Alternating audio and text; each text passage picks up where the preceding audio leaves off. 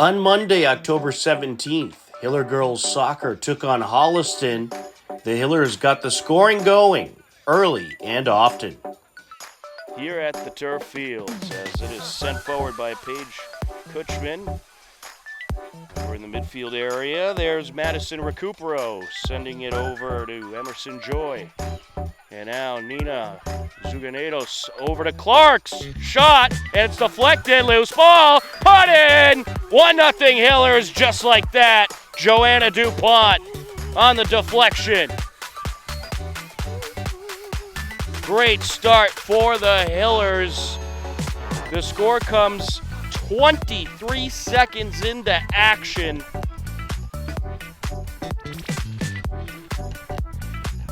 Up to Joy. Nina. Looking for a shot, and it's ripped in! Madison Recupero powers it in. That was a beauty.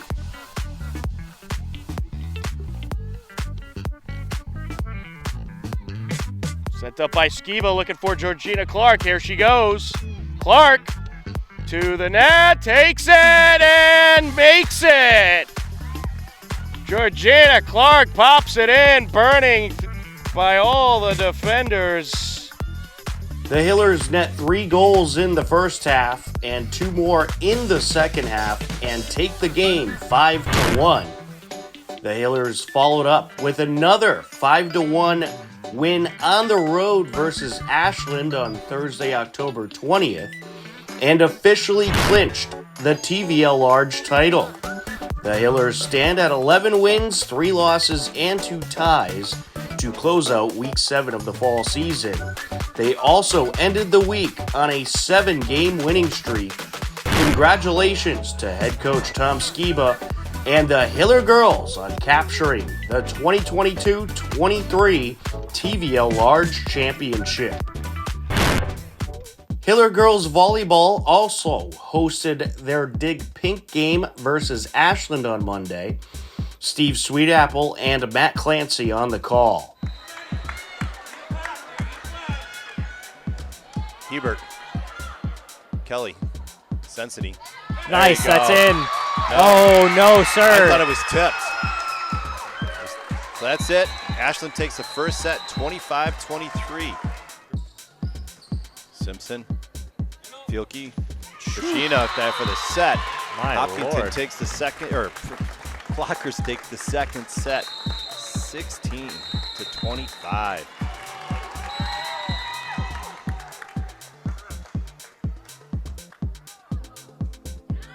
Got Comes it in over. short. Let's That's go. it. The Hillers come back, take Wow. the third set, 25-22. What a service run. Wonderful performance from the Hillers. So the girls.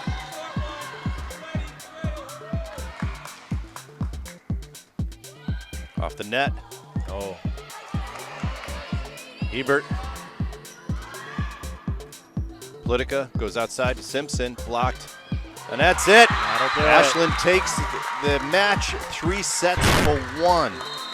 Girls did fight back, Matt. They Gotta really, give them credit. yeah, no, absolutely. They did well. They played really well, especially in that third set. Come back, fourth set, they almost did it. You know, dug themselves a hole early on, but really impressed with the way they played. Yep. So Hopkinton falls to 8-4 in the Tri-Valley League, and Ashland improves to 10-3. On Wednesday, October 19th, Hiller Boys Soccer battled Nitbuck. The state in Division 2. It's looking like they'll get some very good seeding. Is Golembeski charging in, takes it, makes it. Sean Golembeski, you let him get loose, he'll do that every time. 1-0 Hillers. Talking to Coach Sawyer before the game, he's certainly enjoying this team this year. Here goes Golembeski. Sends it over, out in front, DeMcKelly pops it in. They make it look easy. Unbelievable. Hillers leading 2-0 heading to the second half. Golembeski along the end line. Past the defender, shot in! Smooth moves, Sean Golembeski. And the senior has his second goal of the day. Langdon.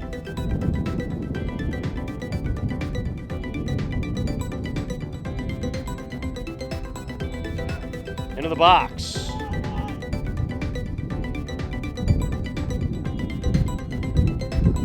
Towards Golembeski. And it's deflected in! Wow!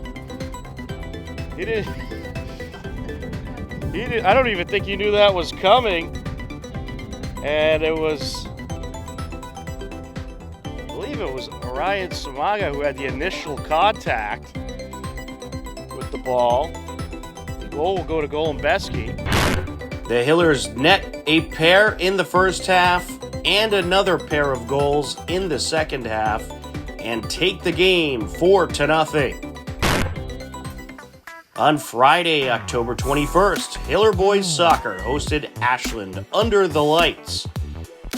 Some of the Hopkinton students in attendance taking in the action, supporting their Hiller Boys varsity soccer team into the box. And swing and a miss there, but Golembeski pops it in! Sean Golembeski does it again at 28:55 left to go in the first half and makes it 1-0 Hillers. It was a 1-0 Hiller lead heading into the second half. Centering pass, Steve McKelly, header, wrapped up! Oh, and no, they're going to give him the goal. They're going to say the ball was over the line. Ashland's certainly not happy, but to me it did look like the keeper was a little into the net. And they're going to say the D. McKelly header was over the line. Iannelli. Centering pass, Golembeski. Shot in! Beauty of a setup by Iannelli, and Golembeski makes it 3-0. Hillers add another pair of goals and take the win by a final of 3-0, and they also clinch the TVL Large Championship. The Hillers improve to 13 wins, 1 loss, and 2 ties, and close out the week on a 9-game winning streak. Congratulations to the Hopkinton Hillers Boys Varsity Soccer Team, your TVL champions.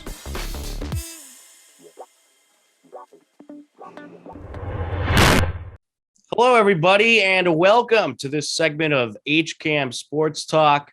Tom Nappy here, and joining me on the show, we have Andy Barron from MyFM 101.3, and we have HCAM contributor Jared Keene. Guys, how are you? Good. How are you? Doing well, Tom. Doing well.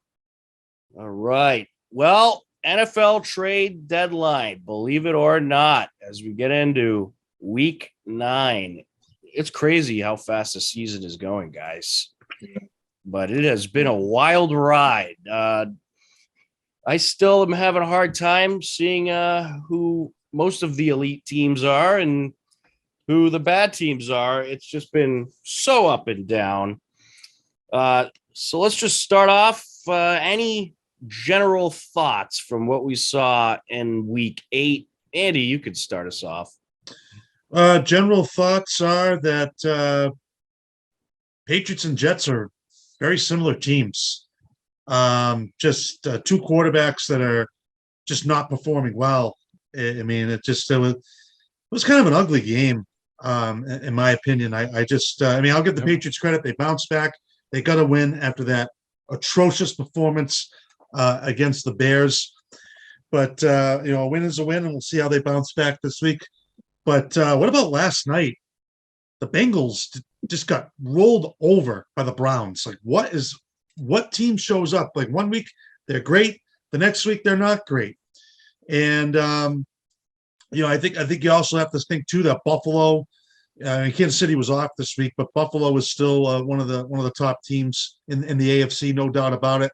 And we got a game coming up this week. Steve was just saying this a little while ago. Rams and Buccaneers does not look very entertaining. These are two teams that are just not going in the right direction right now.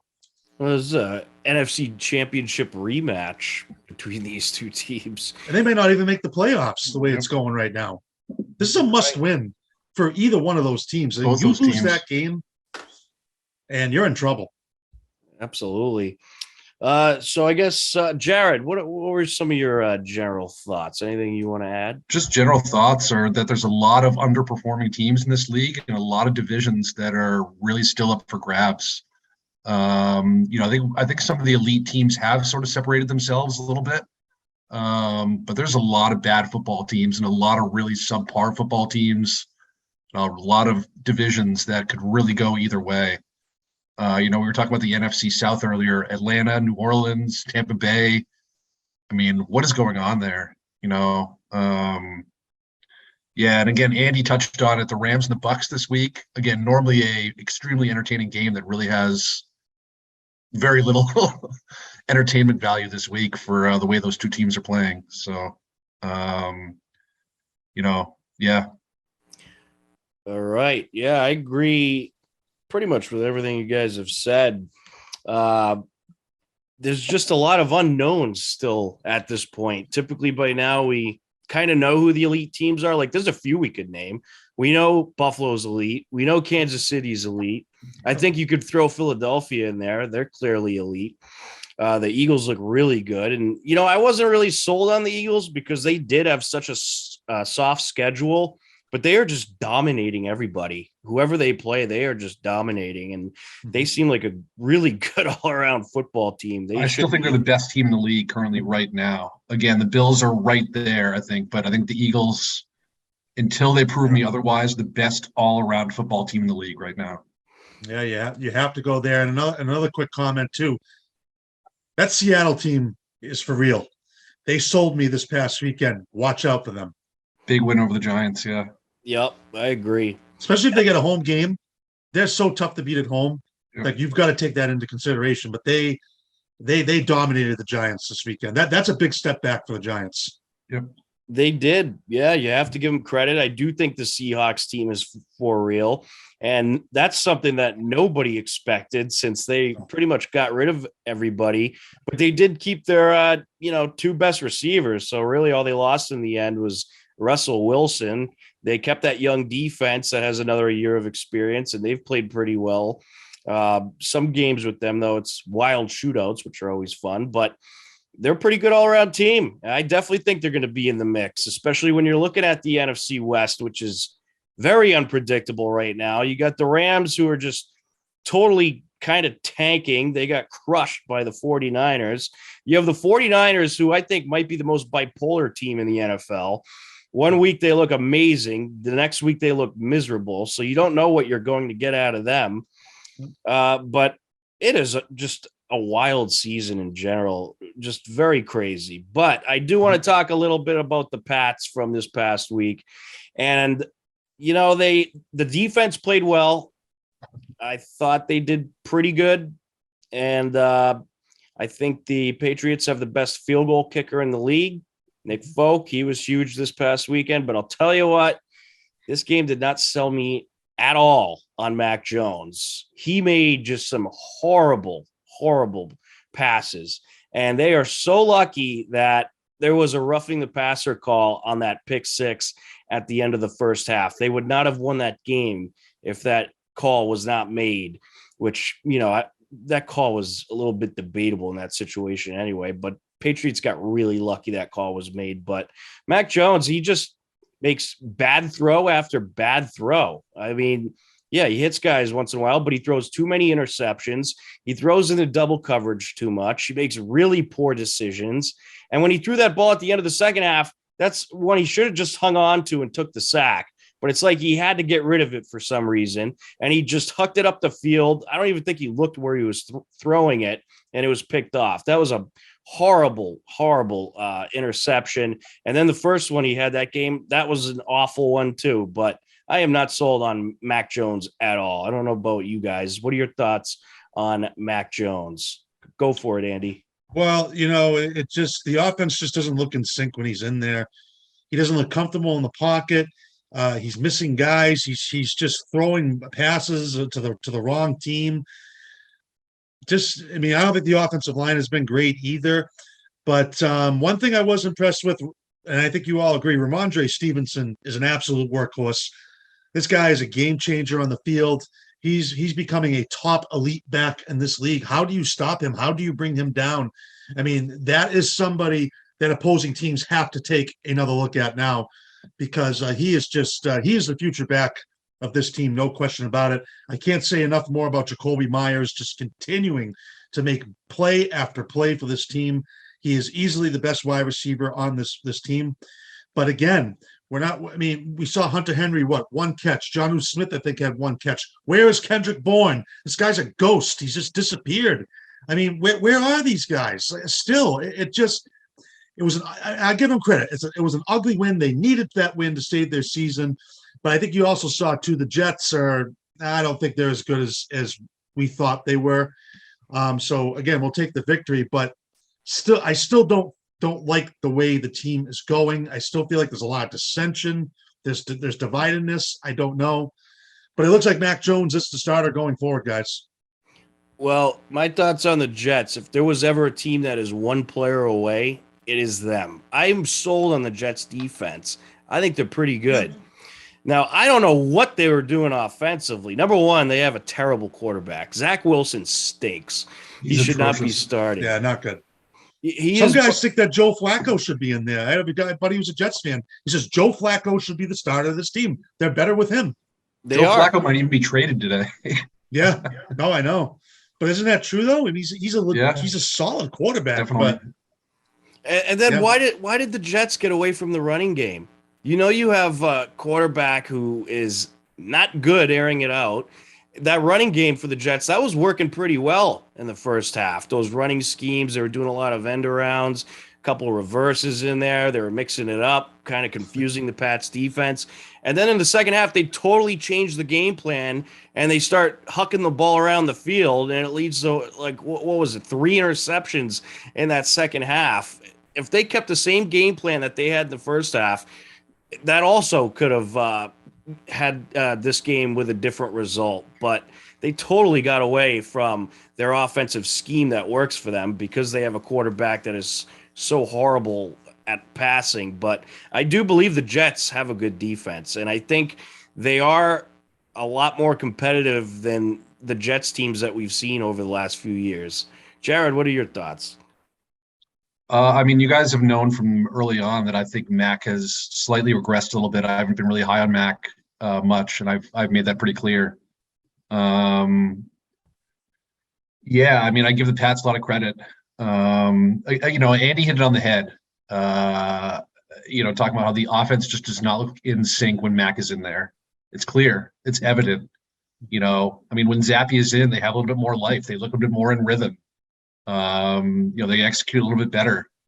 Again, I think that's clear and evident. But again, the Pats do deserve a lot of credit for the way they battled. Nick Folk is immense. Really came through and delivered. And but again, if you're talking about Mac, like I said, I still haven't seen much from Mac. That didn't change this past weekend, obviously. And but like Andy said, I think he is the starter moving forward, and we just have to hope that he comes around a little bit here. But yeah, I think there's a chance that Mac could get pulled again. If he really stinks, he goes against the Colts and throws a couple bad interceptions, he might get pulled again. It wouldn't surprise me. I'm on Team Zappy all the way. I think Zappy makes smarter throws than Mac. I think he's more accurate than Mac, and I think overall he's going to end up being a better quarterback than Mac. I don't know how long Mac Jones is going to last in this league. I don't see a lot out of him. He just makes too many stupid decisions. Might he smarten up into the future? Possibly. But right now, I don't even think he should be starting anywhere. I am not sold at all on Mac, and I think you have a better chance with Zappy starting. Because I think once you face those good teams, those really good teams, and Mac makes a mistake like that, that one mistake he almost made at the end of the first half. That almost blew the game for you. Imagine if you're going against a really good offense like the Chiefs or Buffalo, and he makes a mistake like that, game over. So it's zappy time. But we do have some breaking news, so I actually have to interrupt the football talk because we have some basketball breaking news. Now, earlier, the Brooklyn Nets got rid of their head coach, Jason Kidd. Steve Nash. Oh, Steve Nash. Why did I say Kidd? Anyways, my brain's in like 7,000 different places right now. But supposedly, suspended Celtics coach Ime Udoka has emerged as the likely next Brooklyn Nets head coach, and his hiring could be finalized as soon as the next 24 to 48 hours. Sources told a 4-letter network that has ESP and N in it. So it looks like Ime Udoka could be heading to the Nets, and I guess that's why you got the sudden firing. So I guess that heading back to the Nets. He came from the Nets, So yeah, I mean that's wild, but I don't know. Yeah. Does anybody want to coach that team? Seriously, who wants to coach that team? Because I don't even think Ime Udoka can save that team. Team is a disaster. Were they 29th in the league in defense this year? That's awful. Nobody's going to save that team. Like, really. Well, I guess with everything that happened to Ime Udoka, he might be the perfect guy for the situation. Oh, so there you go. He's got familiarity with the team at least. Again, he does. From the Nets, so. Oh man. Maybe we'll get Steve Nash now for the Celtics. Steve Nash, he had no chance there. I mean, he wasn't going to last there. He was still almost 30 games above 500 in 2.5 seasons or 3 seasons or whatever it was. I mean, that's. I think the players are running that team. Yeah. Yeah. Hey, you know what? Whatever they're doing now, it's working pretty good. So I'm not going to complain about it. And certainly, I don't want to coach a team with Kyrie Irving on it. I don't think anybody does. But no. Yeah. What a nightmare that guy is. Jesus, man. The Nets really need to have like a sitcom or something, or like a reality show. That would be great. That team's they're not going anywhere. I mean, it's same old. But wow, what that's crazy. Like if Ime goes there, and what a disaster, really. I mean, yep. But all right, that's enough basketball talk because it's football season. So let's get into the Week 9 picks as we head into Week 9. Well, last week I was the worst at 9-6. I thought I was going to have a great week, but apparently not.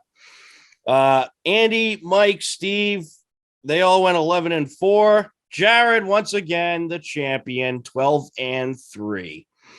So overall records, Jared, you are 74-47 in first place. Steve is 3 games behind you at 71-50. Andy, you're 67-54. Mike is 64-57, and I'm 62-59. 12 games out. So my season might be almost done. So I got to start picking some upsets, I guess. But anyways, without further ado, let's head into those Week 9 picks. Thursday night football. Philadelphia Eagles at the Houston Texans. Is anyone going to take Houston here? No, not a chance. No chance. Nope. Philly by like 4 touchdowns here, probably. Yeah. Yes. No. This should be a blowout. Can you imagine if they do win this game? Like that would just be absurd. I would be done with the season at that point. I would be done with the season too, man. If this happens. Yeah, no. The Eagles roll. Yes. Jalen Hurts is playing good football, guys. He is. He's playing good football. The whole team is. I mean, their defense is playing great. Their O-line, their running game, their receivers. They got it all over there. Yep, I agree. All right, moving on to the Sunday games. Chargers at Atlanta. Well, Steve Watson sent in his picks. He picked Atlanta. I picked Atlanta. Andy, who are you going with? Going with Atlanta, guys. Steve mentioned this, that he thinks the Falcons can win the NFC South. I have to start agreeing with him. This Falcons team, while they don't look pretty on paper, they're not bad. You gotta admit, they are not bad. Marcus Mariota, he's done a good job with this team because Matt Ryan is not playing right now in Indianapolis. The Falcons saw something there. They seem to be better. It would not shock me. This Chargers team, what team's going to show up with the Chargers? No, I'm taking the Falcons here. All right. I agree. Mariota's been playing well, and never did I think he would be the solution for Atlanta. But they have a ton of speed on that offense. They do. Jared, who are you going with? Is this game at LA? Oh, it's in Atlanta. It's in Atlanta. All right, give me Atlanta here. I don't know. Yeah, I mean, LA's been too one-dimensional offensively. They got they're banged up a little bit with wide receiver position. They're relying too much on Austin Eckler, who's a great running back. But yeah, give me Atlanta here at home. You guys touched on all the points. Yeah, they're playing good football, and Mariota's been playing really well. All right. Atlanta across the board. And by the way, although I won't be surprised if the Chargers win this game.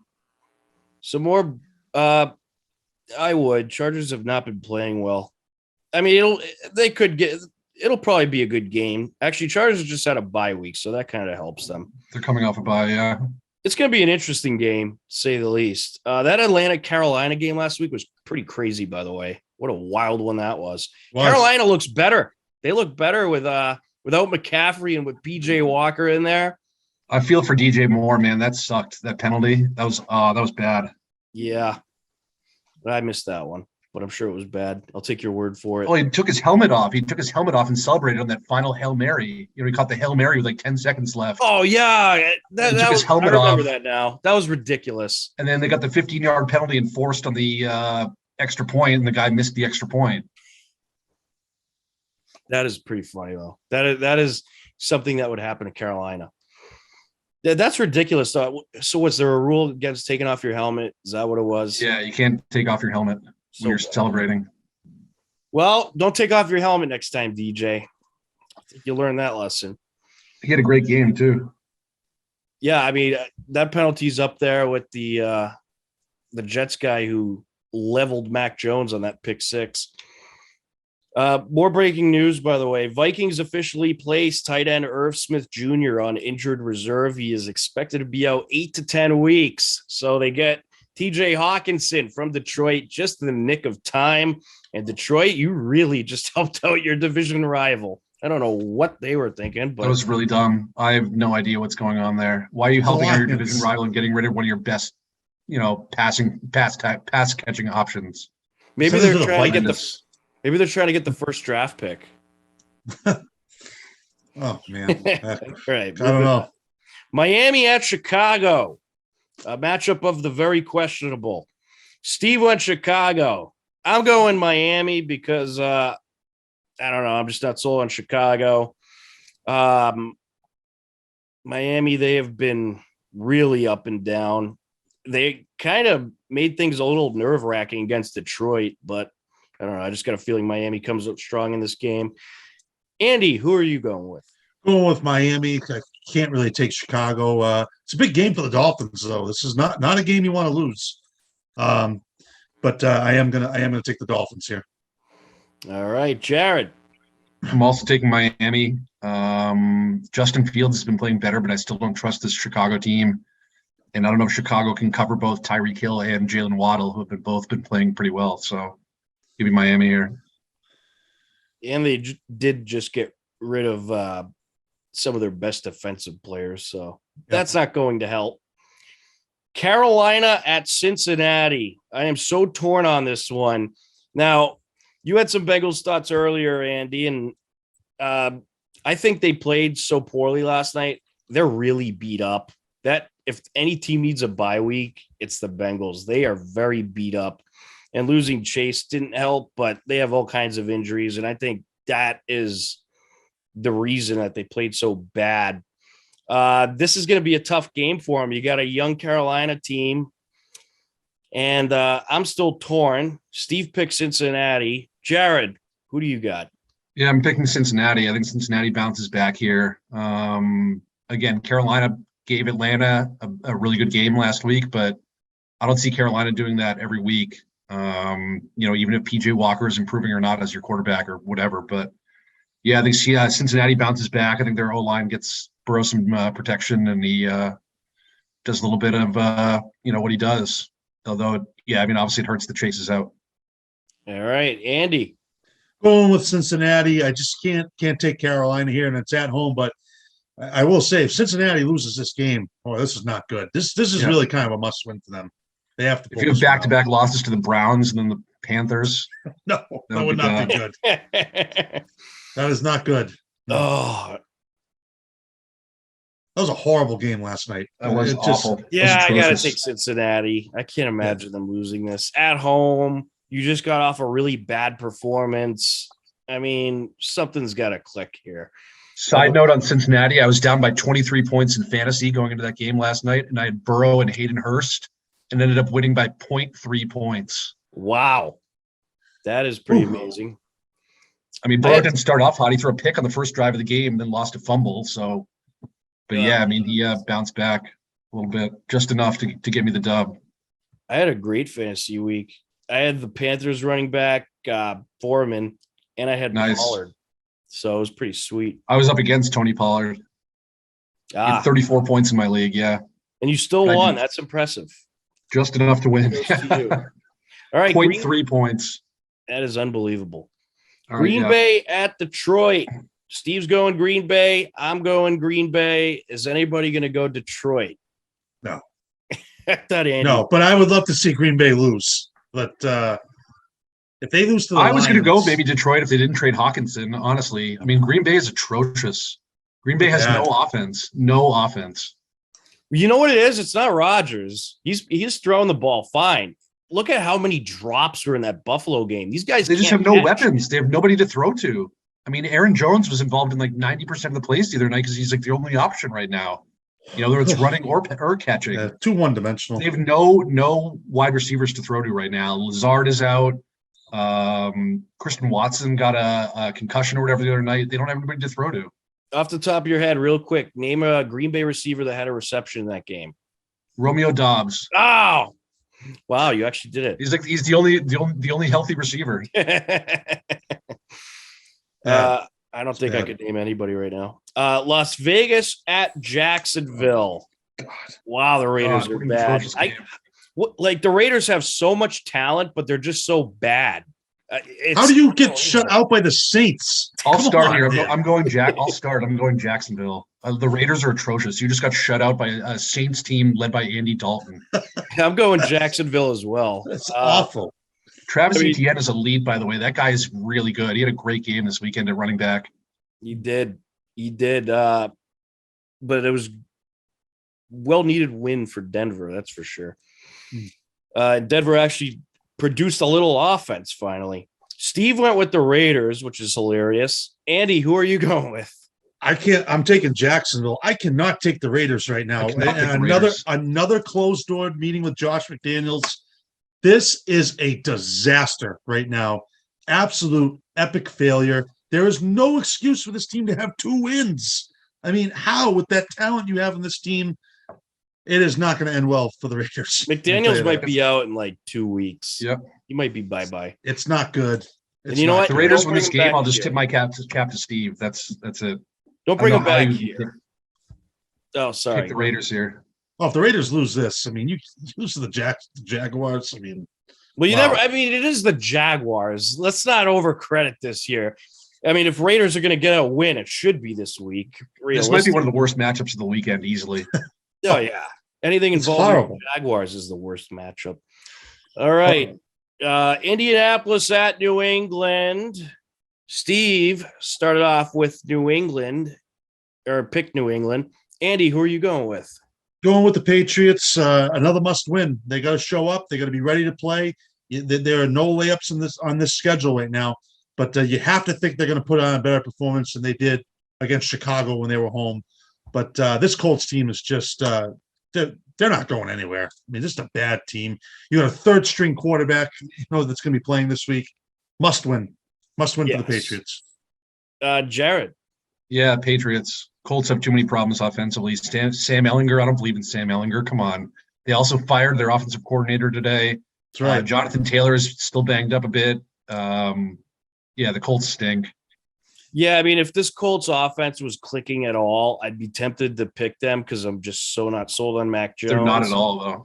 And not in any way, shape, or form. But they don't really have a great defense. They don't really have a great offense. I don't even know what they are. So I'm going to go boring team. I mean, They really are. They lost 17-16 against Washington. What was that? Unreal, man. What a win for Washington. Wow. That Certainly catch by Terry was. McLaurin was amazing. I thought he scored there too. I thought he came really close to scoring there. Well, I'm glad Washington's throwing Samuel more. Helps me out. All right, Buffalo at the New York Jets. Steve went Buffalo. I'm going Yeah, Buffalo. Buffalo. I think this game's going to be a close one, though. I really do. Andy, who you Buffalo's going good, with? man. Buffalo's really good. I'm going Buffalo. I actually think they're going to roll in this game. I think the Jets are going to just. Full, I don't know how the Jets can keep up with them, honestly. I mean, Yeah. defensively, like you said earlier, Tom. Yeah, the Jets are good, but Buffalo is just a different animal here. And I don't see the Jets pulling this out. Buffalo by at least 2 touchdowns. I'll tell you, though, I think Buffalo got a little cocky in that second half against Green Bay. They almost let them back in the game. Yeah, that's true. They They did. did, but It's like they were trying to throw too much instead of just burning out clock.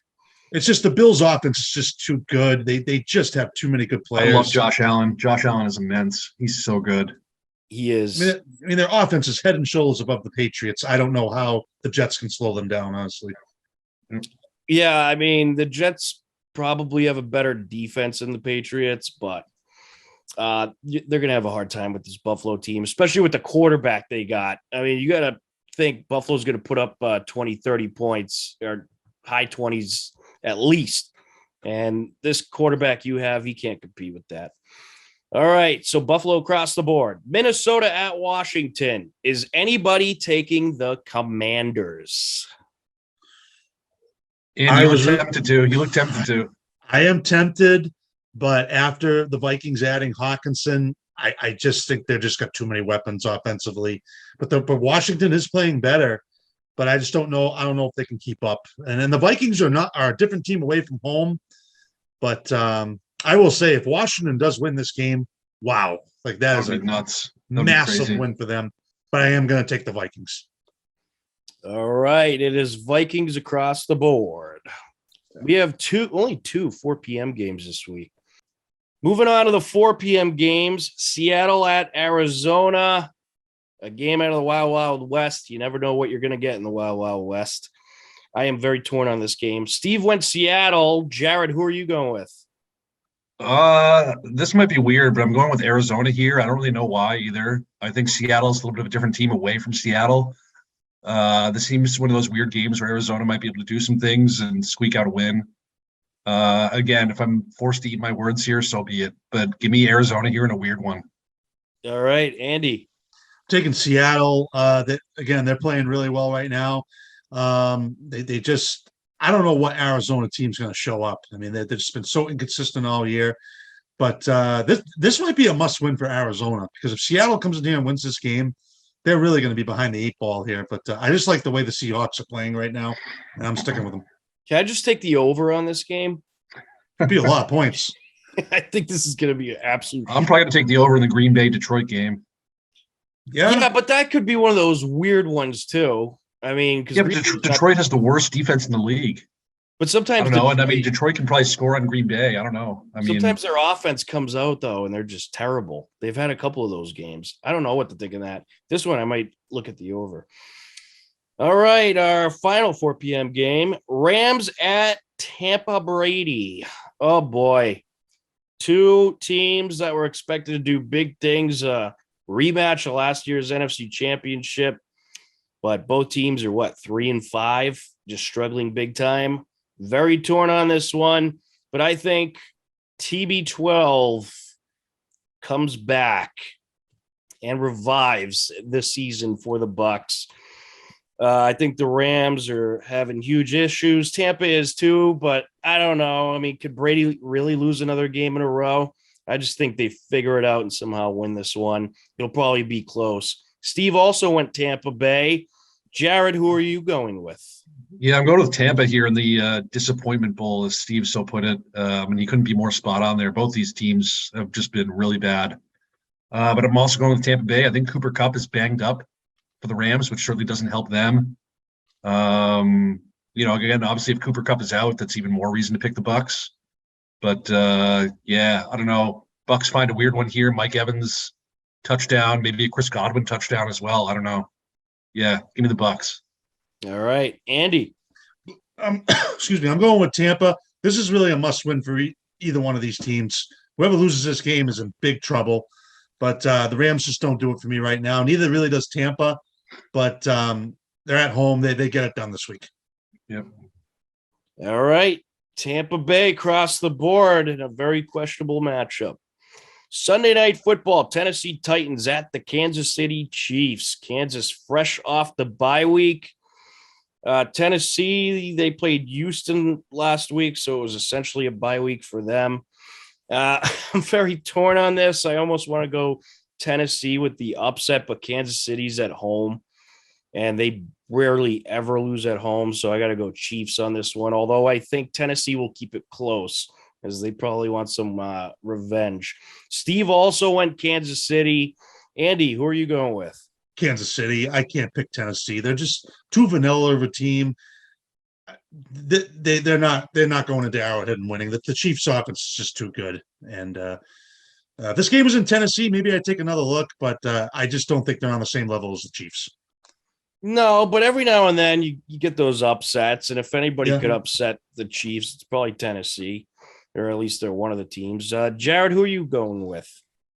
Yeah, I'm going with Kansas City, especially again if Tannehill is out. Tannehill didn't play this past weekend. Malik Willis played. I think had 10 passing attempts. Obviously, Derrick Henry ran for over 200 yards. But if the Chiefs know that Derrick Henry is going to be, or the Chiefs or Tennessee's going to be one-dimensional, they'll be ready for that. As good as Derrick Henry is, and again, the Chiefs coming off a bye, give me the Chiefs. All right, Chiefs across the board. We have breaking news. Is this Ime Udoka? Nope. The Miami Dolphins traded a 2023 first-round pick that they got from San Francisco, a 2024 fourth-round pick, and running back Chase Edmonds to Denver for linebacker Bradley Chubb and a 2025 fifth-round pick. Yep. So Chase Edmonds to Denver, Bradley Chubb to Miami. Miami gets some well-needed defensive help. Denver gets some well-needed running back help. I think it's a pretty good trade for both sides. Yeah, There was talk that Chubb would be moved. I'm not surprised by that. And it came true. Now, you guys think that the Patriots do anything in the last hour or so? They usually make a move at the deadline, whether it's usually it's a small one, but what do you guys think? I wish the Pats would trade for Terry McLaurin from the Commanders, but that's obviously not going to happen. There's no way. That would be good. He's a legit receiver. I mean, yeah. He's got a good downfield threat. Obviously, he's got a lot of speed. He's got great hands. Yeah. Never going to happen, though. And now Devontae Parker's hurt again, so I mean, we could use another receiver. Yeah, you could trade. I would trade Mac Jones. And tell us how you really feel, Tom. Oh, Jeez. Just give me an epic rant here. I need an epic rant. Get rid of Mac Jones. Start Zappy. Get yourself a good linebacker or defensive end. Keep that pass rush solid. Get some speed on that defense. Maybe an offensive lineman. You get a lot for him. You'd thank me later. All right, Monday Night Football. Baltimore Ravens at the New Orleans Saints. This one, I went with Baltimore here, although I think the Saints will keep it close. They've been playing pretty good, but I think Baltimore, after some of the trades they made too, I think they are getting into postseason hunt mode. So I will go with the Ravens here. Steve also went with the Ravens. Jared, who are you going with? I'm always tempted to pick the Saints because, again, like I mentioned earlier, if they put it all together, I think they're tough to beat. But they have injuries to their wide receiver core. You don't know which defense is going to show up. Obviously, they're coming off a shutout, but they shut out one of the worst teams in the league. Yeah, I'm going Baltimore. But I do think New Orleans does keep it close. All right, Andy. Going with Baltimore, but I agree with Jared. I think this will be a close game. The Saints are always in a lot of these games, but I can't see them shutting out Baltimore, not with Lamar Jackson back there, just a different type of player. But this might be an interesting game to watch, because I still think Baltimore's a little inconsistent. Yep. They're a good team, but I don't think they're a great team. Saints are also inconsistent. Yeah, so it's a perfect matchup there. But I am going to take the Ravens. All right, Ravens across the board. And those are our Week 9 NFL picks. Hopefully, I will not finish last this week. Yeah, but we all finished above 500, so I guess that means we're getting better at this. Getting better. We had a decent week. If we all finished above 500, we had a decent week. I think I'll we take did it. last week too, or the week before. But we had a couple weeks we finished above 500. Actually, last 3 weeks we've done all right. We've done all right. I've had a big turnaround since I went 3-12 one week. Yep. And, you know, man, that was horrible. I mean, That was a bad one. Well, last 4 weeks we've all finished above 500. well, that's good. That's pretty impressive. I think I almost had a perfect day on Sunday, except for one loss. I think I lost one game on Sunday. Actually, Mike had a 500 week, so, but that's expected. we have to get him on here so he can defend himself. That's right. That's right, Mike. Yep. But all right, believe it or not, we're just about out of time. So, guys, we have a few minutes for final thoughts. Jared, any final thoughts? Yeah, I'm probably stealing your guys' thunder here, especially since I'm a little bit out of the biz now. But just best of luck to all the high school football players that are about to take part in the playoffs. Should be some great games. Maybe not in the first round, but certainly starting in the second round. And just going to be some. Milford obviously potential huge matchup with Mansfield in the second round. That could be massive, absolutely massive, and that'd be a really tough game. So. Absolutely. Yeah. Well, I am not a fan of the Hopkinton Hillers not getting in since they had a 6-2 record, but I guess it is what it is. I think the system could use some adjustments. I don't think it should matter as much on what division the teams you play are out of, especially if your league, you're the only one in Division 2. I think the system could use some critiquing. I feel bad they got left out, but what can you do? In any case, they'll be taking on Natick at home. They'll host Natick, and we'll have that game for you on HCAM. That'll be a 6 p.m. kickoff.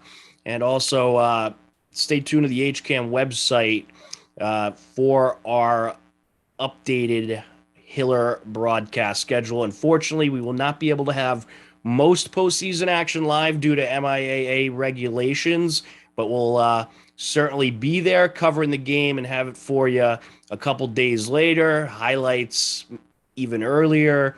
So we will certainly be keeping you up to date with what's happening in the Hiller postseason. Andy, any final thoughts?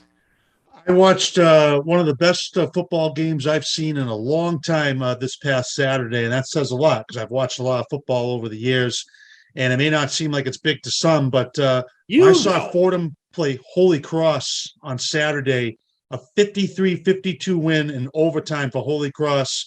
They go for the 2-point conversion and they win on a reverse play. Absolutely unbelievable game that these two teams played. And now, if you look in FCS, there are 3 teams from New England: Holy Cross, Rhode Island, and New Hampshire that are all in the top 25. The FCS is still a legit conference. Those are some really good teams there. And it's nice to see that some of these small schools are actually competing with these teams. But this Holy Cross team is for real, guys. They seriously can make a run, maybe at a national championship. But that was one of the greatest games I have seen in a long, long time. So hats off to both Holy Cross and Fordham. That was a classic. Yeah, it seems like there was a lot of defense in that game. No, just both teams played their hearts out, really. And at Fitton Field, Holy Cross is an historic program. They've been around for over 100-something years, and it's just nice to see them doing well again.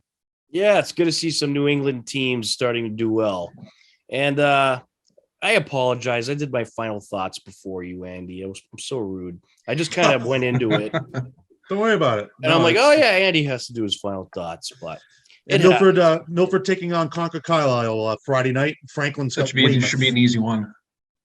But you made a good point. That I said this to Steve too. That if they do end up taking on Mansfield, that is going to be a really good game. I think, no doubt about it. I think Holliston also has a tough game with Melrose. I think Holliston wins, but I don't think. I mean, Melrose has a lot of experience in the playoffs, so I don't know. I mean, it might not be an easy one for Holliston. Oh, Melrose is 6-2, Holliston 7-1. Who knows? Yeah. I think you're going to get a lot of good action in these brackets. And Bellingham takes on Winfield as well, another Tri-Valley team there. But another team I'm keeping my eye on also is Hudson. My parents live in Hudson, so I've been, kind of keeping an eye on them a little bit. they're undefeated, and I think they're top seed in what is it, Division 5 or 6 or whatever. Yeah, I think so. I'll be interested to see what Dover Sherborne does after running the table during the regular season. Very good team. Oh, yeah, Very good good call. season they've had. Yeah, Yeah. absolutely. They play Watertown. Watertown Had a decent season, I think, too. So that could be a good game. Well, the great thing is you'll have rivalries forming of teams that never played each other before. Should be very interesting. But we are out of time. For Andy Barron, Jared Keene, I'm Tom Nappy. This has been HCAM Sports Talk. Thanks for tuning in. Take care, everybody, and we'll talk to you again next week.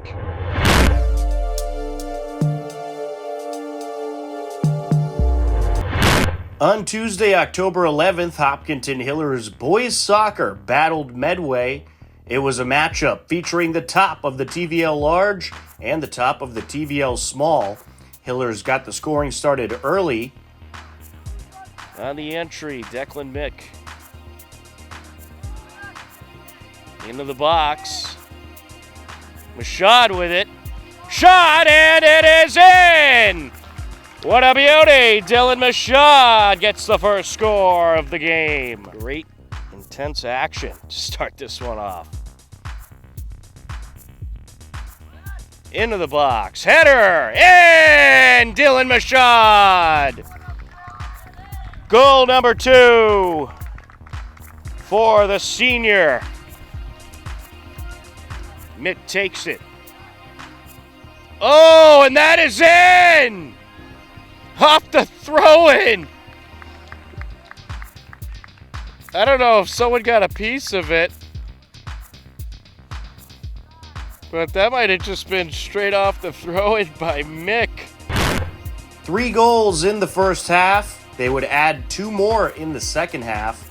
Medway scored a couple as well, but the Hillers took the win 5-2 and improved to 9-1-2 on the season. Medway falls to 8-2-2. Also that Tuesday, Hiller girls volleyball battled Medway, and it was an epic match. Steve Sweetapple and Matt Clancy on the call. Give us double bonus volleyball.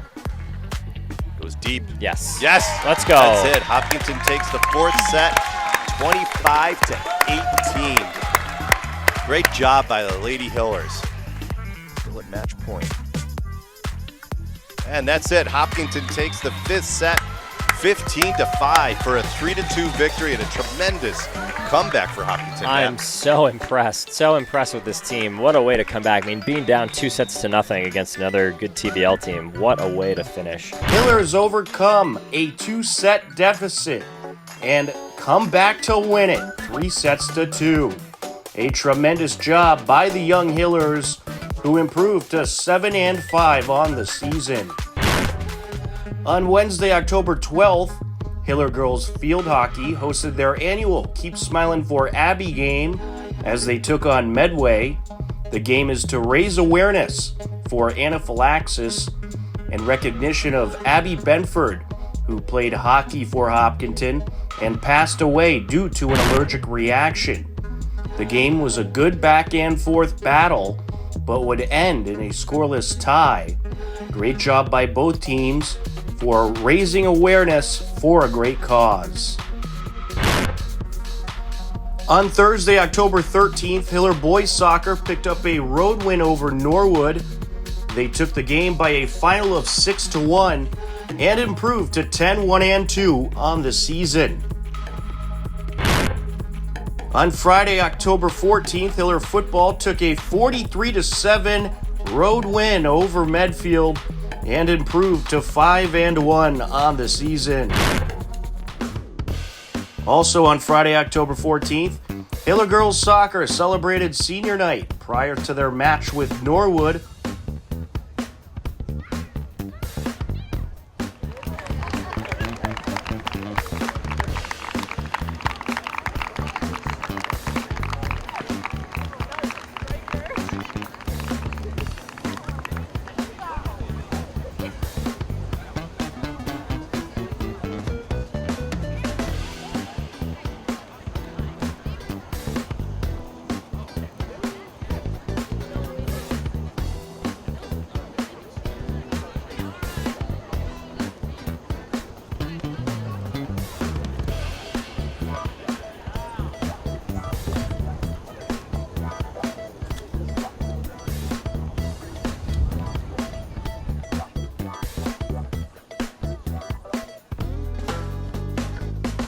was a scoreless game until the second half.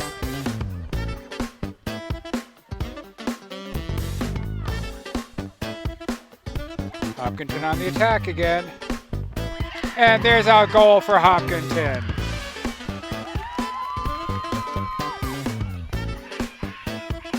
Oh. There's a shot and a goal for Hopkinton.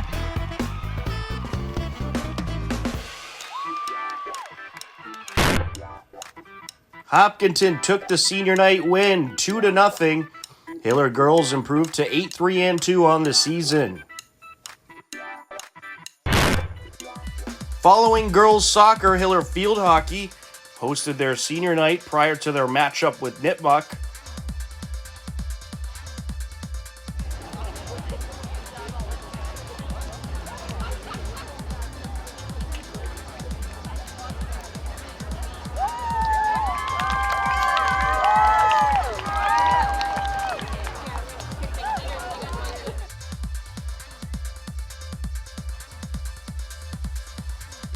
Shot and a goal for Hopkinton. With 1:38 left in the first quarter. Hopkinton crosses it, takes a shot, and another goal for Hopkinton, number 9.